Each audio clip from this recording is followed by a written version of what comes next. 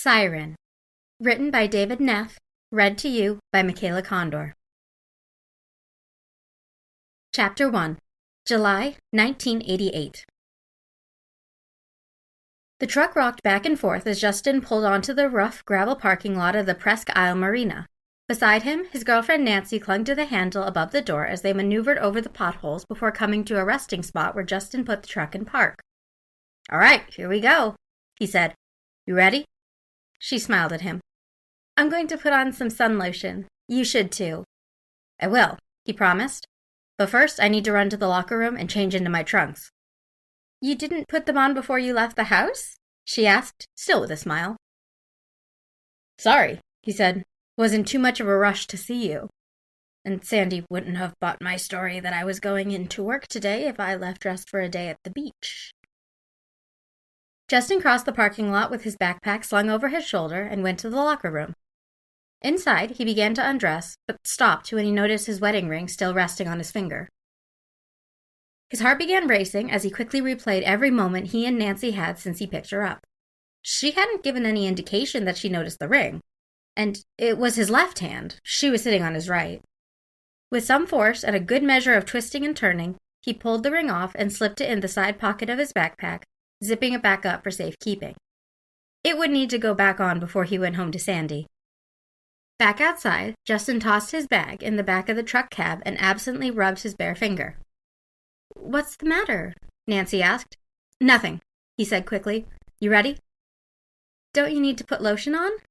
He smirked. "Bring it. You can rub me down where I'm in the water." She laughed and rolled her eyes, but slipped the lotion in her bag. Together, they walked out on the dock, and Justin stepped onto the boat. The Thunderbird was his grandfather's, but it was left to Justin after he passed. He made an effort to get out on it as much as he could, twice as much if he counted his outings with Nancy, too. Justin extended his hand and helped Nancy onto the boat. They'd both been on enough times that they fell into an easy routine of disengaging from the dock, starting the engine, and slowly backing out into the water.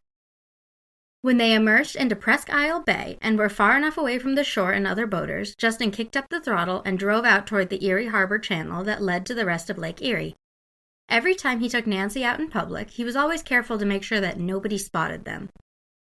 Not that the Thunderbird was a unique boat or anything. Once they got through the channel, Justin slowed the engine. Nancy tapped him on the bare shoulder. "Put something on before you burn," she said. "Do you want me to do it?" "Sure." Behind his sunglasses, Justin's eyes darted back and forth to the other boats and scanned along shore, too. He liked to think he was just being careful, but he knew he was really just being paranoid.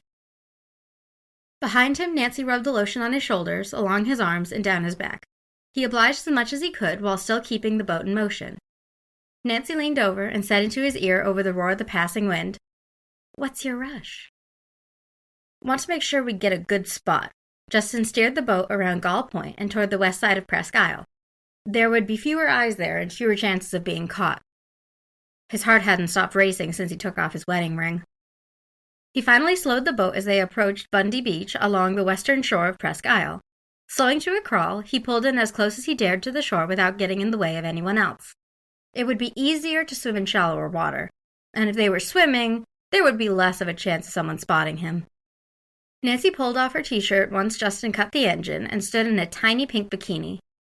"Oh, wow," he said. She smiled and turned for him, modeling. "Oh, this old thing?" She laughed and stepped to the back of the boat. "Come on, let's get in the water." Justin tossed his sunglasses on the seat and jumped off the side of the boat.